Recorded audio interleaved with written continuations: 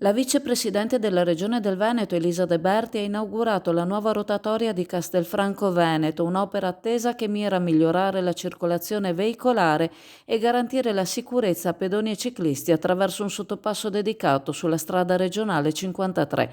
L'infrastruttura, costata 1.700.000 euro, ha ricevuto contributi dalle regioni e da Veneto Strade per un totale di 800.000 euro.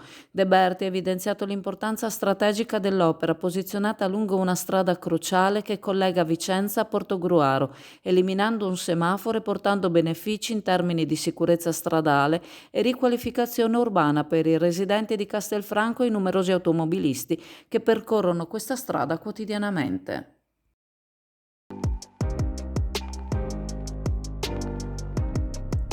Naima, la profumeria che non ti aspetti, con una scelta che non ti aspetti, le migliori fragranze, le firme più chic, tutto quello che ti serve per valorizzare la tua bellezza lo trovi da Naima. Scopri i prezzi di Naima, rimarrai piacevolmente sorpresa.